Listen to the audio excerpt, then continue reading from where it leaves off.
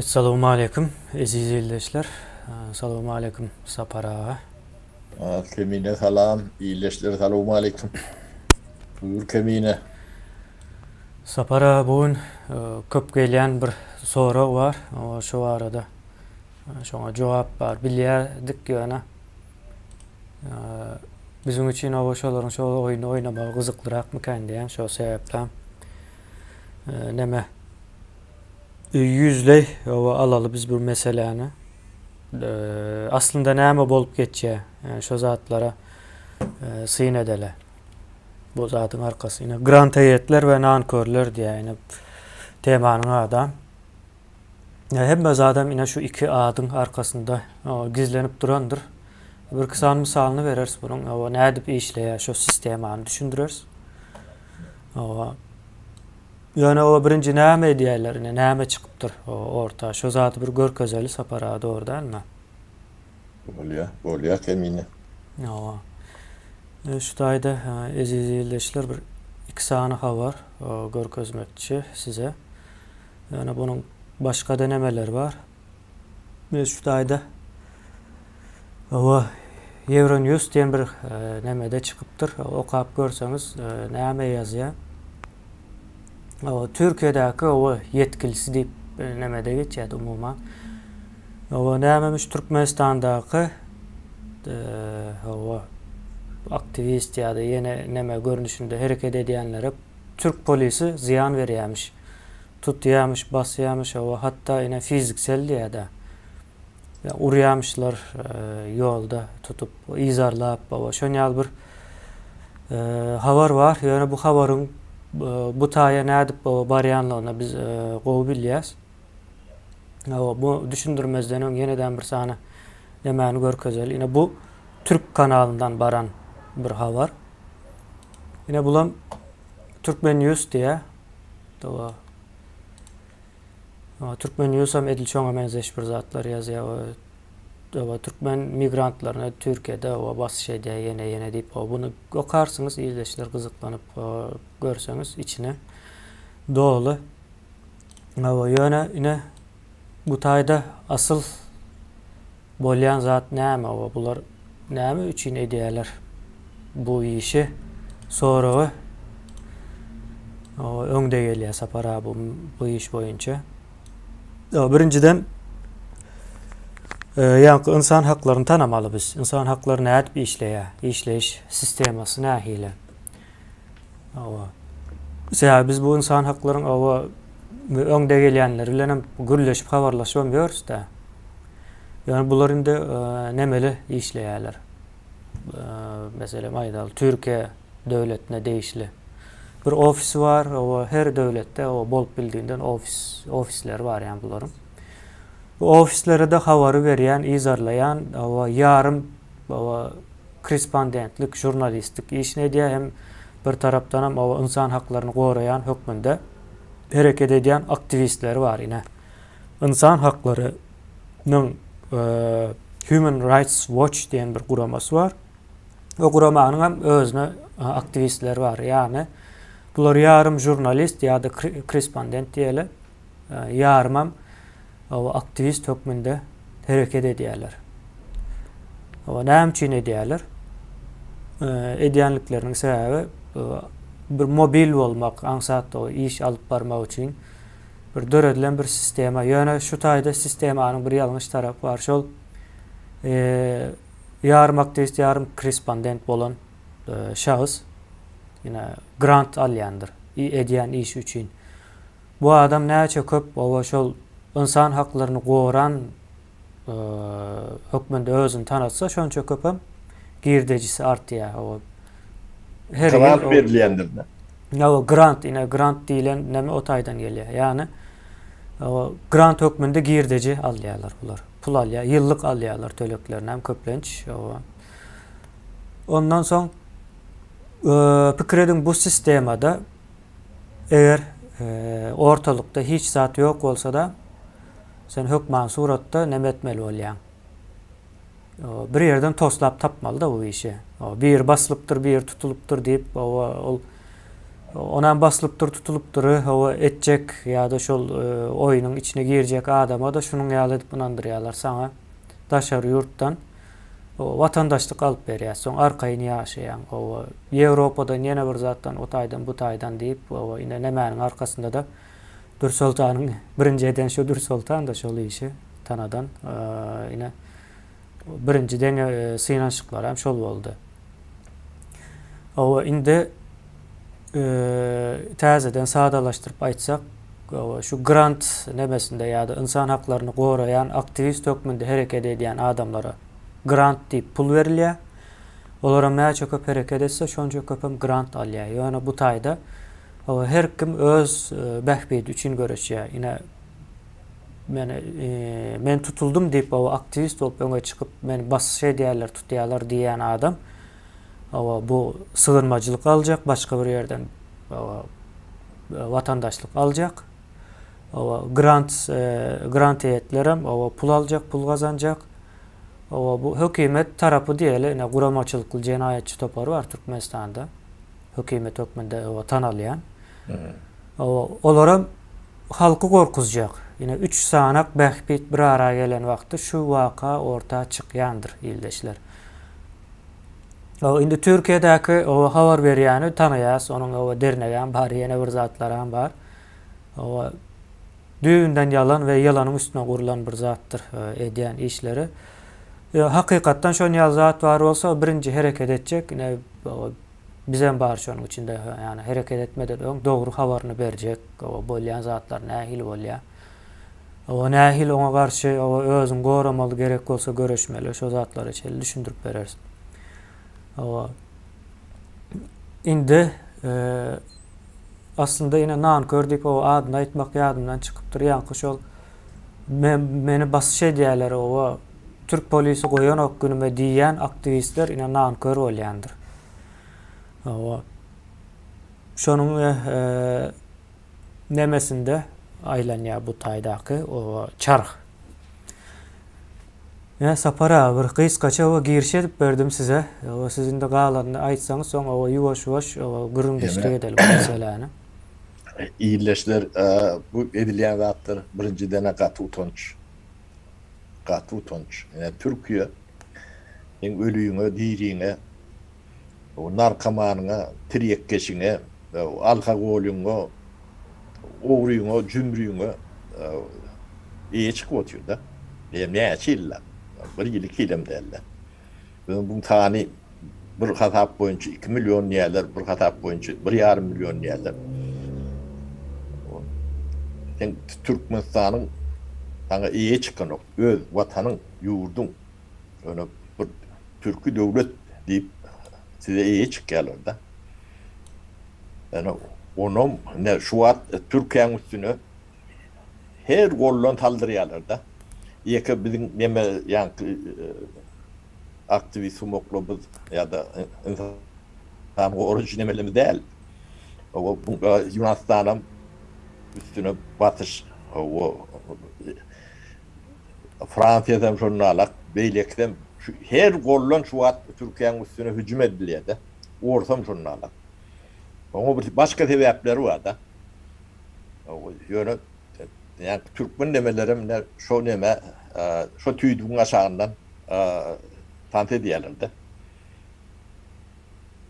Taňa gapysyny açan bir döwlete plurialak töhmet atmak birinciden insanlyk nemesinde nankörlük, hakykatdan nankörlükde. Biz polis bilen birleşýär. Daşary işler ministriň işgärleri bilen Salamu aleyküm var. Türkmenistan bilen Türkiýe Daşary işler ministri içinde Türkmenistan bilen gıdıklanýanam ýok çünki. Şuradan tapmarsın. Yani Türkmenistan Türkiýe bilen birleşip şu taýda batyş görkezýär, näme diýär? Hem betem yalan. Yani näme ýygnanlar bardyr. O ýeke bu aktivist diýenler däler.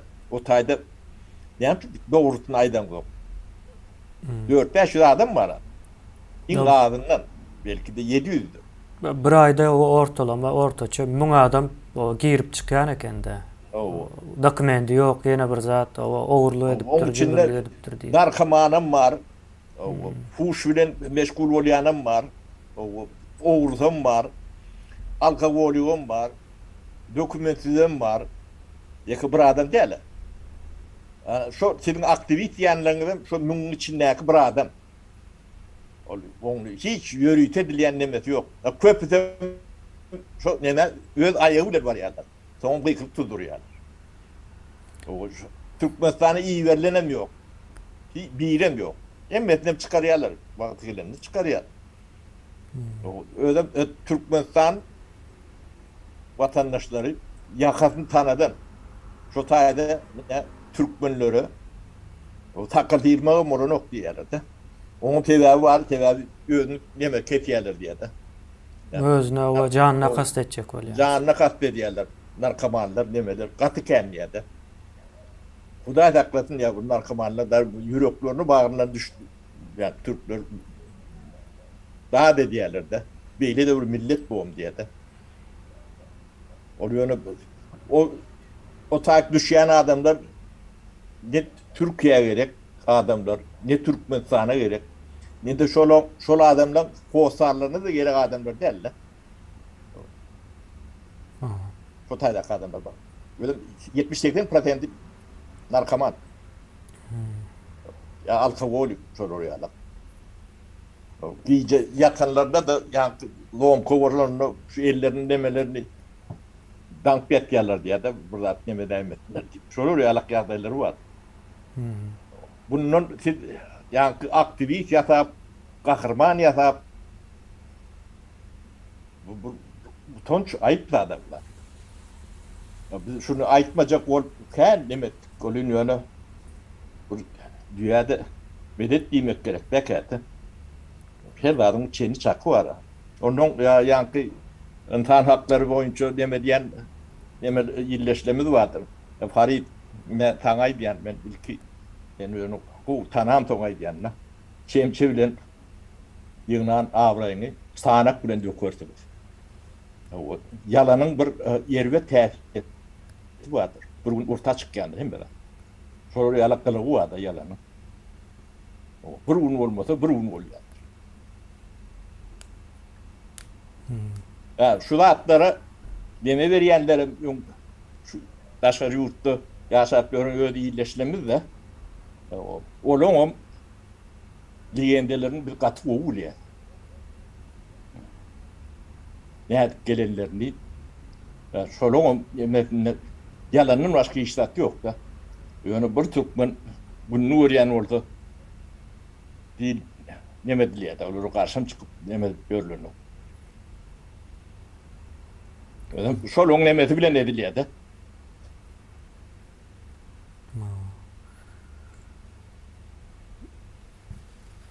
O sapara yankı. Şeylere kemine. O yankı neme var adı, o gurun edeli. Bizim aramızdan 3-4 sansı, şu yılın içinde 3-4 sansı. Şu dokumenti yok olanlardan da tutulup içeri girip sonra o in köpeğine 45 günde çıktı olan seyahat var. Ondan hem yer çıkıp bilen eken yani bir neme tavşırıptır olan bolmandır. O şol işin neticesi belli olyança yani advokat bilen o çalıp neme çıkman nemesine tavşırıptır neticesi belli olyança da şu tayda kalmalı olya da hukuki iş başlıyor. Indi bu içinde gurur veren nemeleri var da umuma. Şu tayda esasen oğurluk, o maşin oğurlap, adam öldürecek olup ya da narkoman diyene bir zat o ayaklarını ellerini danıp neme diyatık diye de yoksa özüne ziyan veriyor diye narkoman diye. Şu zatı o tapıp bilmese o neme diyemiş de özüne ziyan veriyormuş. Özü şu ayağını elini dangdırıyan eken yatacak vakti. Şu zatları yaşadık diye de, şöyle zatlar olup geçiyor diye.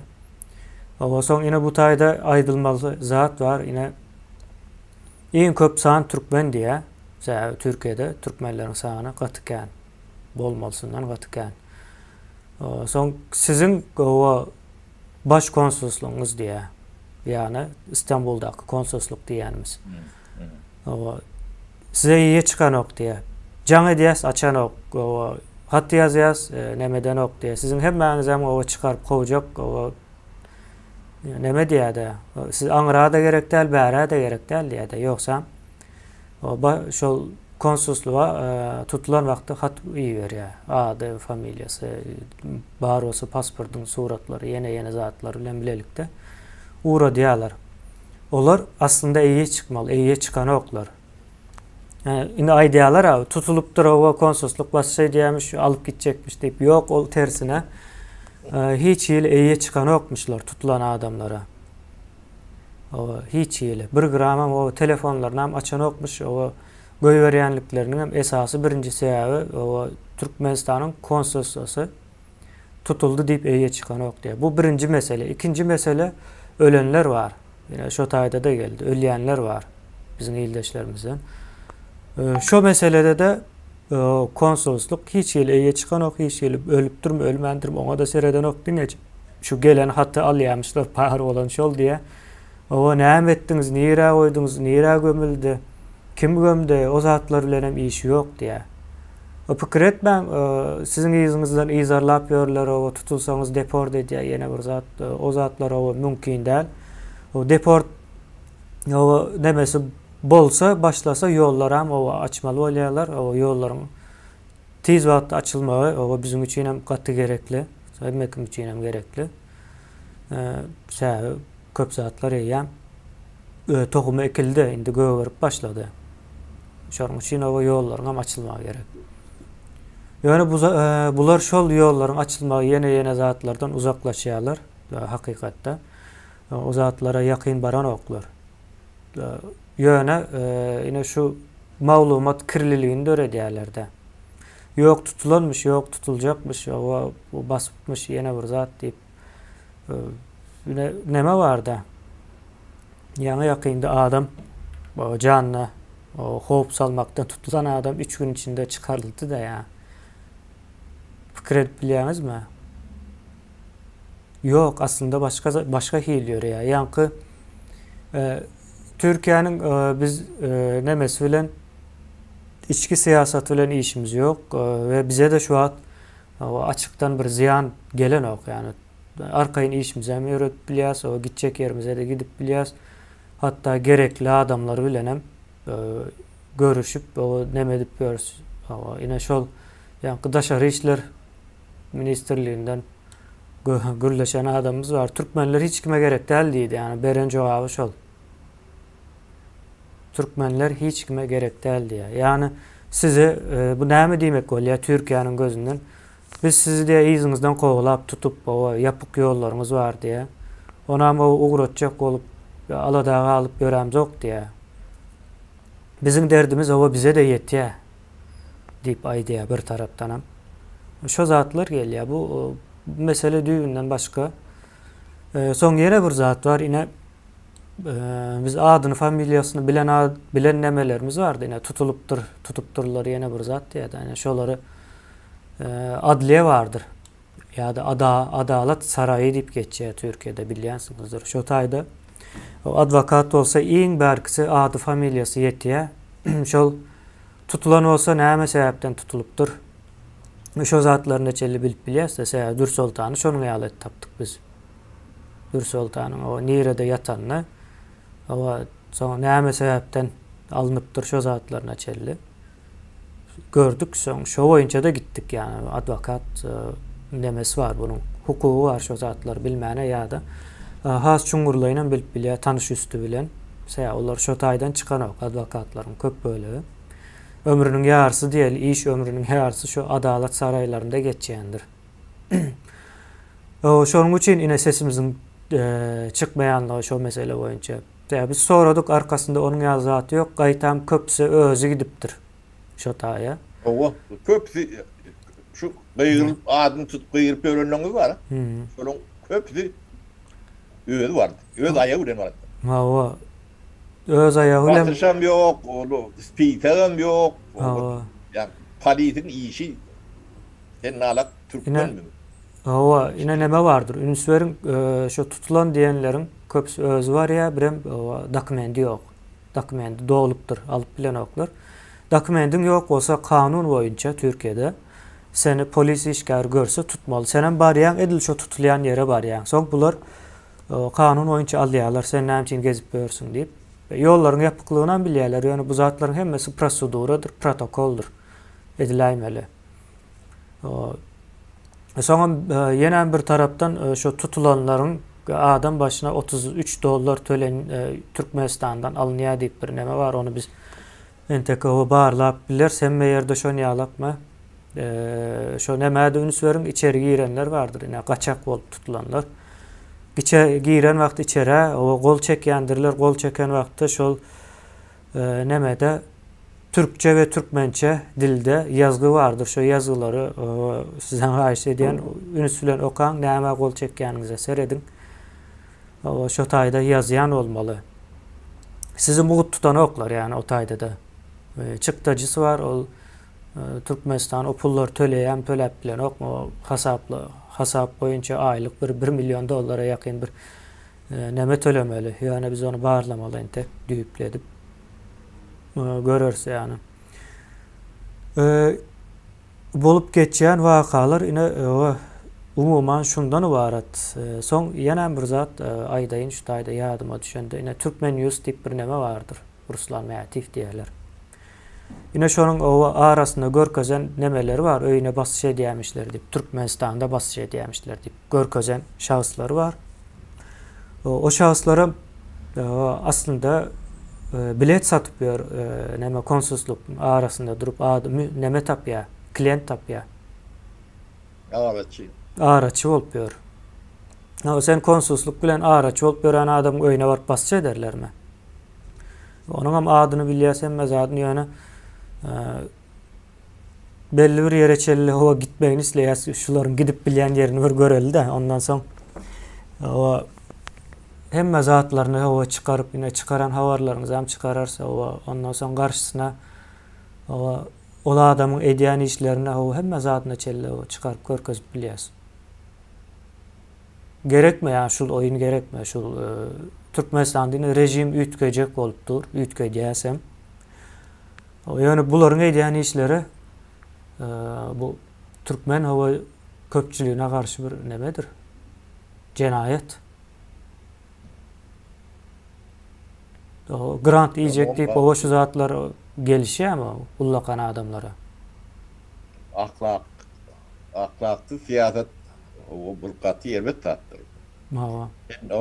Yani biz Türkmenistan yani rejiminin arkasında malamdık. Yani yalan sözler çıkacağım bulunduk da. Her kimin demesi o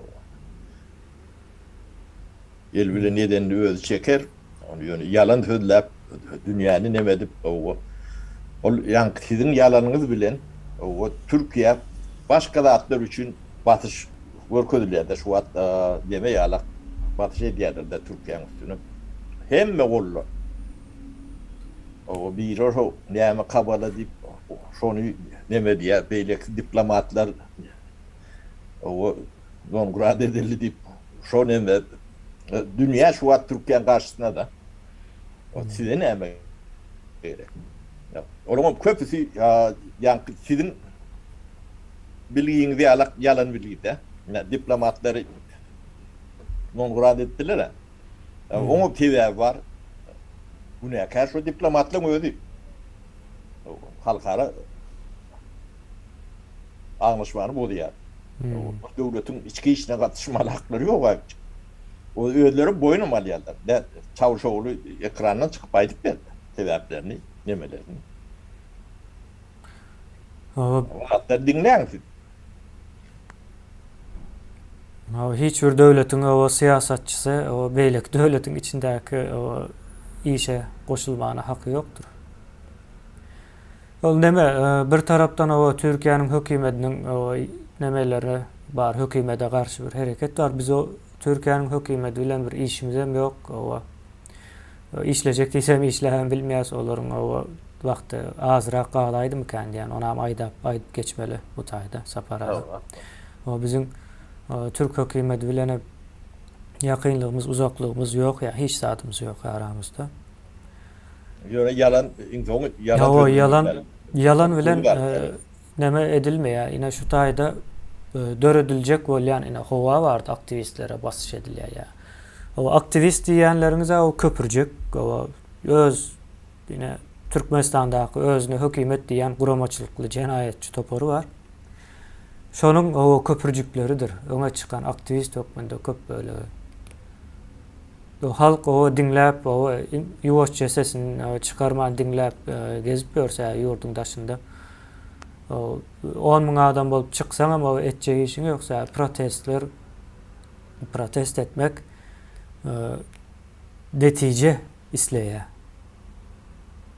Şu protest eden vaktin o devamında hükmen suratda bir netice bolaymalı. O netice yok olsa sen o eden protestin näçe ulu olsa olsun bundan sonraki protestlerdeki o gücünü dolu yitiriyendir. Şonun için bu zatlara da kat ünüs vermeli. Son yankı şol nema içinden suratlar, videolar var ya, biz onu bu tayda görkezip bilmeyiz. Yabancıları tutyan yer var. Yine daşar yurttan gelip tutulanları saklayan yer ayratayım. Şonun içinde gelen suratlar ve videolar var. Kıyska. Gizlilik bilen izinden varanlar arkalı telefon sokup bilyen ekenler. Yani biz onu bu tayda o görkezip bilmeyiz. Kanun boyunca görkezmeli değil. Yani gerekli yerinde belki o mümkünçilik olsa görkezben biliriz. Gerekli yerinde. Hukuk işleri boyunca, yine bir zat boyunca. Ona ayıp geçeli elinizde bir neme var mı deyseler. Biz neme görüyorlar sapara. Özleri yalık görüyorken yani arkasında hiç zat yok, boş. Yani aydiyalar da tutulanmış yine bir zat deyip. Arkasında bir neme olmasa, suğutname olmasa biz şu an aydamız yok, o dile de getiremiz yok. Neme meselesinde de şoldur, yine çavuş meselesinde de bizim sorularımızın hiç haysına şu vakta çelliğine cevap vermedi gaytam. Tökmet nemesine gitti. Olan böyle, olan bizim için govu. Mesela en sonu baracak nokodu şolta. Ona cevap verse, o bizim hem önüne çıkar koyacak zatlarımız var. O yurdun içinde de görkezip biliyoruz ona, o zatları. Ulanmak, doğru ulanmak gerek. Elindeki malumatları. Yani şu yalanlar halkara kurumlarına da yuvaş onların düşünüp başlar. Yalan nileyen dadın yeni bir tapar gaytalayın. Yaman erve tepeti vardır. Bir gün orta çıkkandı. Şimdi şu gerekli vaktam şu halkara kurumlar o Türkmen geçen orta inanmadılar. Bunlar yankı şagal oyunu hem yerde oynanıp görülen neldir? Türkmenistan'da oynanan ağır mı? Daşar yurtta da şöyle hareket edip onu doğru bir hata ettirecek buraya da. Sizin oynayan oyununuzu bunun olması yersiz hem de açılıp durar. Bir daha bunu hem de cetin biliyor. Yani tümce değil ya da.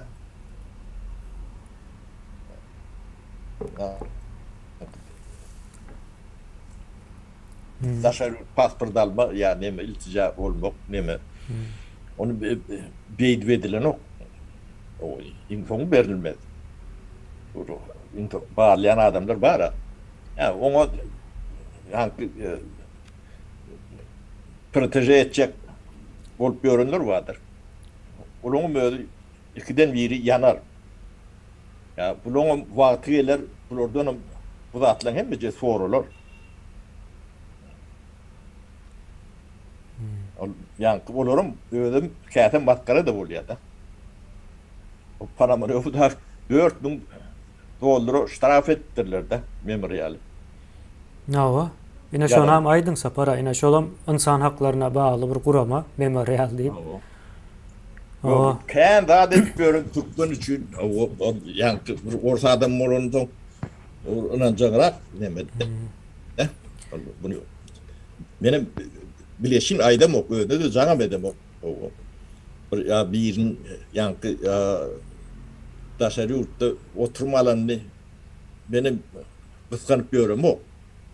Alın böyle beydip yalan söylediler. O maskara olup adamları maskara edip böyle bir devleti sen ölüğüne değiliğine iyi çıkıp görün devlet. O ölülerimiz şu tayda gömüyorsunuz ha o zatları. Ölüğüne değiliğine. O yer veripdirler o gömemiz yok deyip çüyredip koyan olsa da hiç adam edip bilmeyen ha. Sen dokumentsiz sen yurdun sana pasport veren o seyredip görün. Sen Avrupa'da da şeylik gelip bilmeyen belki. O sen öz yani soydaşımız deyip bize fotoğraf çıkıp görün deme. O çölünü depelep görseniz nankörlük var. O katıl nankörlüktür. Katı ayıptır.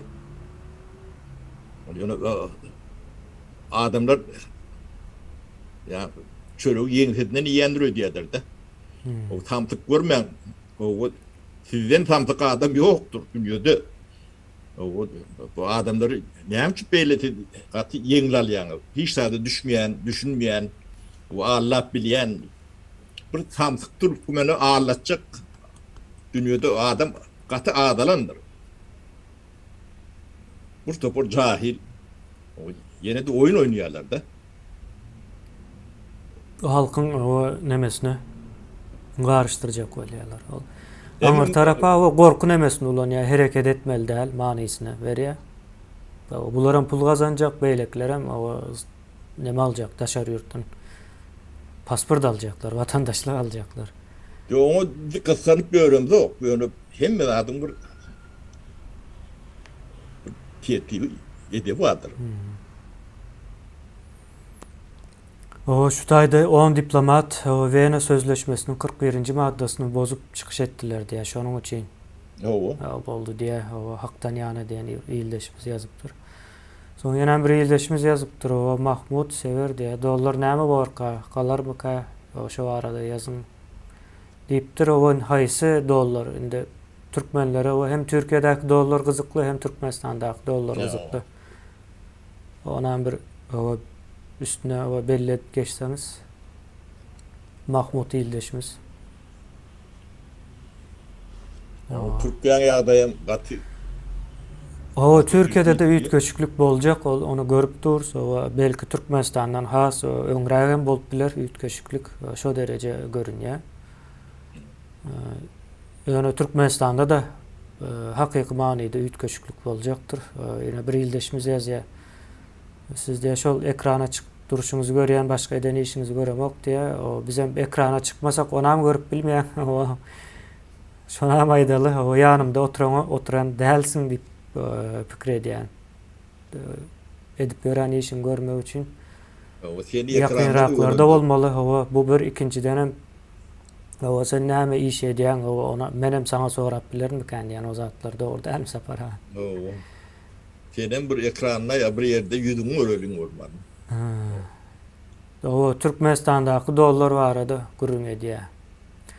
Türkmenistan'daki doların ol berilýän narhy önemli değildir yani bunun hakiki nemesi vardır. Dolar miktarı vardır yurdun içindeki. Yani şu kızıklar ol dolar miktarına ildeşler bir statistika ya da bir Merkez Bank bolmanlygy üçin onu bilip bilmeýär diňe bir baha bitýärler. Şu baha balon bolýar. Balon olup da o çiğişer. Yine balon diýip bir neme vardı iqtisadiyatda balonlaşmak ya da şar diýeli. Şu balon o son yarlan wagtda dollaryň hakyky nemesini bilip bilýäňiz ýöne şuna aýdaly. Türkmenistan'da şu wagt dollar o 23 kawat 24'e gidip gelýär soňky bir hepden içinde. Şol miktarda bolmaly däl. Ondan has ýokary bolmaly sebäbi Türkmenistan'da önümçilik yok bir. İkinci o dollar hem yok. Näme üçin Merkez Bank yok. O bar olsa da dollar kimin elinde? Yine dollar nemesine akışına az olsa da Türkmenistan'ın içindeki nemeni görüp uğradık da. Yani kassa nemeleri var, adamlar var bunların. O şu kassaların elinden geçeceği, ona beylekler ulanıyor. Ay bir giden karışık bir neme var o tayda. Kelle harcama işler var. Türkmenistan'a baran vakti ona dur deyip dur zaymalı. O sistemanı son täze Türkmenistan nemesi eline almalı. Bolor olmaz nemeni. Indi Türkmenistan'daki dollar kış aylarına doğru, täze yıla doğru diyelim. Yanvar aylarında esasen o hakiki bahalarına yakın bir bahanı belli edip bilir. Elmidama. Yöne neme var? Dolları şu bahada tutmak için vakatken çıktı cediyen olmalılar. Ona etsinler. Doğru. Etmeli. Özlerini koruyacak olsa edemeli. O daşından gerek olsa o ağzı karit almalı. Yok olsa adam tapaymalı bular. Ömrünü uzatmasa olan oksa. Neme geliyor? O rejim yıkılıyor. O täze bir devlet sisteması kuruluyor onun yerine. Şu bar olan zatlar hem şu yine grant heyetler aktivliği hem şu nemeden geliyor. Rejim yütkeye de o şunun hareketliğinden peydalanıp has köprek iş etmeli. İş yok olsa da döretmeli. Şun yalan nemeleri var. O yalan olsa şu zat da o bana cam edmem yalan deyip aydıp bilirsiniz. O son eğer gerek olsa ben olara özüm o şahsı suutnamaları görkezeyim. Kıyın değil. No, ekrana çık banka birinci özler görse kova olur mu kendiye? Ya bunun yal gitse de o ekrana çıkarmak mecburiyetinde var biz bu zatları. Da bolup gören zatların o hem mecesi görünüp dur, bilinip dur, o bilyasem ne etmeli de? Siz meteli şu taydadır. Sizin düğünün işimi yoktur. Onu haykuş deyin bulur katı çılıktan çıkıp barayalar. Değiller de. Şunun için size de haykuş deydin mi?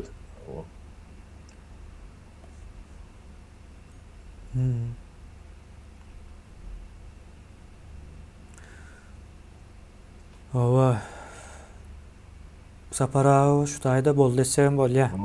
Aytacaklarımız ayttık şu yeterli mi kan yani. O yine tazeden qaytalap o hem cemleyin. Türkiye'de aktivistlere basış ediliyor mu? Yok. Onun yal Türkiye'nin bir programmasında hiç saat yok. O daşarı işler nemesinden hem o yakın içinden gürleşip bilyas o zat yok. Yürütelep bir zatları o edilen yok. Onda nereden çıkarıyorlar bunu? Bunu yürüte yine sığınma alacak bolyanlar o çıkarıyor. Onların bir nemesi var. Beylek taraftan o grant yiyenler var. Yine sığınma alacak bolyanlar nankördür. Yani bir ildeşimi soraptır. Nankör o kim için aydıldı başında yoktum diye. Şu yalandan bana basış ediyorlar. O mene basyalar, izarlayalar. Türk polisi deyip aydayanlar yine onlar nankördür sebebi. Yıllardan eğer şu tayin çöreğini yapıyor. Ya o Türkler o kardeşim deyip aydayan sözler var. O şunun yağla edip hem iş verip hem çörek verip saklayan adamlar yine şunu yağla bir oyun ediyor. Şunun için nankör bular. Hakikatte de yok bu zatlar. O grant heyetler hem yankı insan hukuklarını koruyanların bir aktivist nemeleri vardır. Aktif elmidem aktif olmalılar şu grant. O aktif bolan vakti pul grant alıyorlar. Yok olsa neme. Yani bu zat hakikatten bari olsa o edilmeli. Yani hakikatte yok bu zat yalan. O yalanlıklarının ama o nemeleri var. Yani bu çıkış bir duyduruş olsun. Devam ettikçe de bize mecbur görkezmeli zatlar görkezmeli. Yani kimin neyem için tutulurunu kendi biliyor tabi. Sen narkotik katıp görürsün yani sen kellenden ihbarlarlar diyen. Hayste uğrattı şey diklerler. Ya fuş yapıp görün olsan sana o kördün yer verirler. Sen bir cenayet etsen fırsat etmelidir ha sen karşına.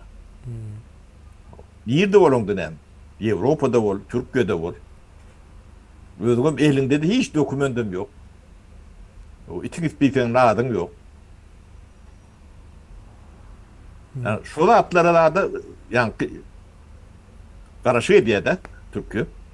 Ne İçeri İşler Ministerliği'nin ne Dışarı İşler Ministerliği'nin Türkmen bilen kendi işi yok. Düzgünün neme çıkmadı. Yani Türkiye'nin yükü ödünü yettik.